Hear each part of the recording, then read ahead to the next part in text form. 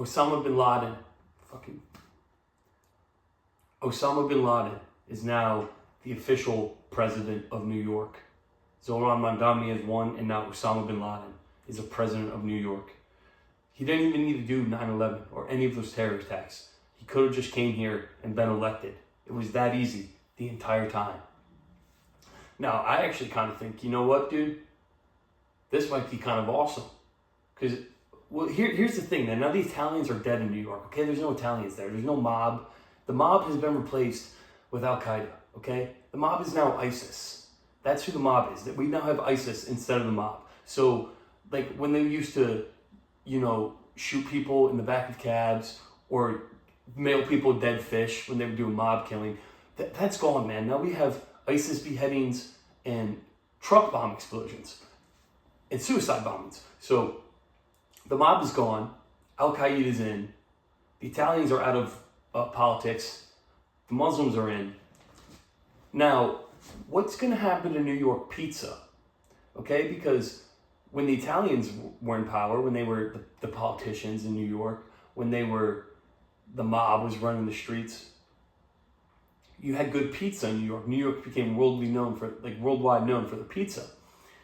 Now that it's gone, is it going to be replaced by like halal food trucks, halal chicken stands? Is that the new New York pizza? And New York will be worldwide known for halal chicken. Is halal food the new pizza of New York? And is that going to spread across the country? Like the mob spread to Chicago, brought pizza to Chicago. Is Al-Qaeda going to spread to Dearborn, Michigan, or Minneapolis? And are they going to bring halal food with them? Are those going to be new places for halal food centers?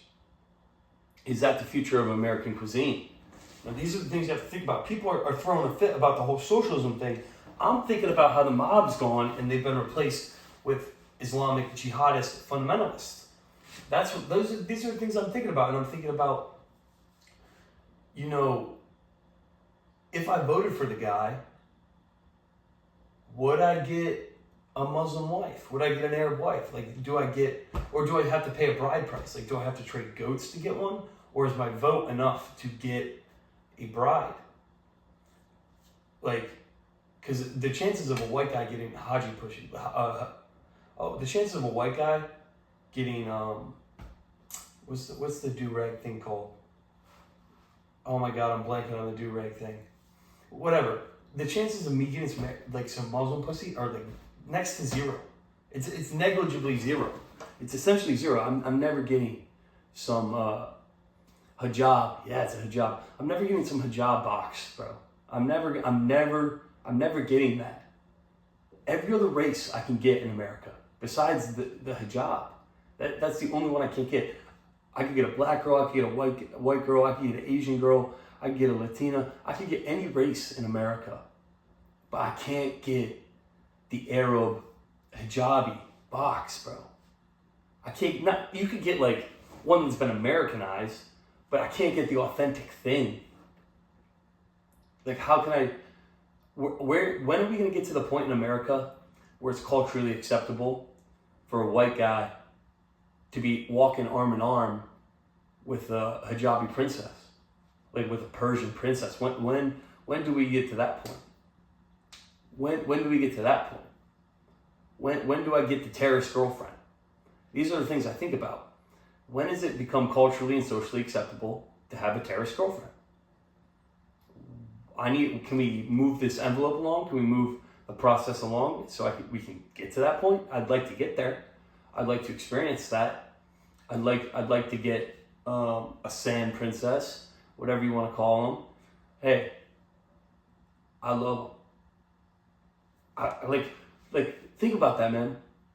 Like you get her into the bed and there's so many layers of clothes to take off. Like it's a lot of foreplay. It's a lot of foreplay. There's so many different layers to go through there. You get to take off the burqa, the hijab. There's so many different layers to work through. And the whole time you're thinking, what's under the hood?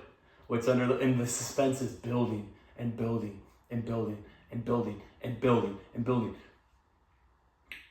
Basically, I'd be willing to trade my morals and my principles and my values and my vote for a Muslim girl. If that was a deal that Zohran Mamdani was willing to make, I'd be willing to take offers.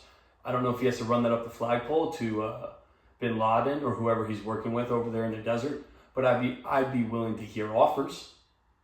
Let's make a deal. Deal or no deal. Great show. Used to love it growing up. Game shows are a big thing, man. That's another thing. Now that this move, like the globalized intifada thing, are we gonna have haram or no haram?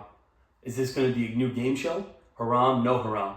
And if it's haram, death, stoning, death, public execution. No haram, you're good. You get like a goat to halal murder. I don't know how a halal killing. I know they kill their meat a certain way. But is this the next thing? Or is there in 20 years, like they made all the mob movies after they got rid of the mob? In 20 years, is there going to be like ISIS and Al Qaeda movies about how they used to run the streets of New York? Is that the next thing? Is that the next step for us? I hope so. This is actually like there's actually some good culture things that could come out of this, and I'm looking forward to see where it goes.